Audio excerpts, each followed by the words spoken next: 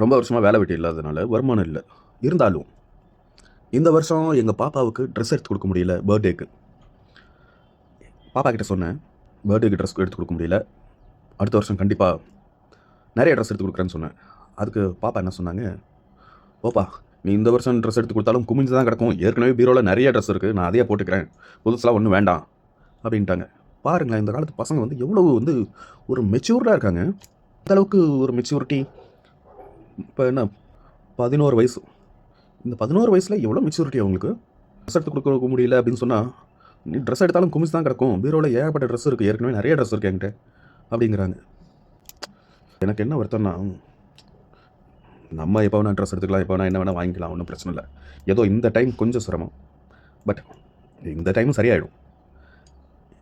எனக்கு ரொம்ப வருத்தம் கொடுக்கக்கூடிய விஷயம் என்னென்னா, நான் கொஞ்சம் ரொம்ப வருஷமாக ஒரு ஆர்ஃபனேஜுக்கு மாதம் ஏதோ என்னால் முடிஞ்சது ஒரு 2 ரூபா, திடீர்னு ஏதாவது ஒரு சமயத்தில் ஒரு கொஞ்சம் பெரிய அமௌண்ட்டாக கொடுப்பேன். மாதம் கொடுத்துட்டே இருந்தேன். இப்போ கடந்த ஒரு 5 வருஷமாக 5 வருஷத்தில் ஒரு 10,000 ரூபா தான் கொடுத்துருக்கேன். 5 வருஷத்தில். என்னென்னா, இப்போ நம்ம வந்து எப்பயாவது தான் நம்ம நிலைமை டவுனில் இருக்கும்.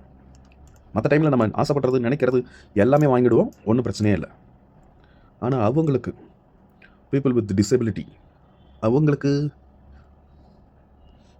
எப்படி யாராவது செய்யணும்ல, அவங்களுக்கு கொடுக்க முடியலையே அப்படிங்கிறது தான் எனக்கு ஒரு பெரிய வருத்தமாக இருந்துக்கிட்டே இருக்கு.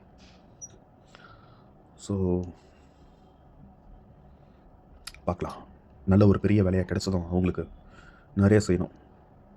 நிறைய பேருக்கு செய்ய முடியலனாலும்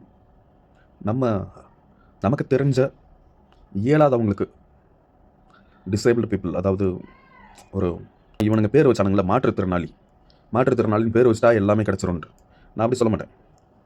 அவங்களுக்கு என்னால் முடிஞ்சதை நான் செய்யணும்னு நான் வந்து இந்த மாதிரி நிறைய உதவி செய்யணும்னு எண்ணம் இருக்குது, ஆசை இருக்குது.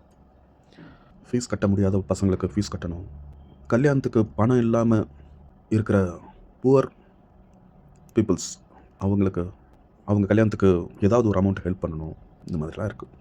நிறைய பேருக்கு உதவி பண்ணணும், அவங்க கேட்காமலே பண்ணணும் உதவி. நிறைய ஃபிசிக்கலி சேலஞ்சு பர்சன்ஸ்க்கு ஏதாவது தொழில் அமைச்சு கொடுக்கணும், பிஸ்னஸாக அமைச்சு கொடுக்கணும். அவங்களுக்கு மாதம் ஒரு 100 பேருக்காவது ஒரு 2 வேளை சாப்பாடு அவங்களுடைய வாழ்நாள் முழுக்க அவங்களுக்கு திருப்தியாக கொடுக்கணும். பார்க்கலாம்.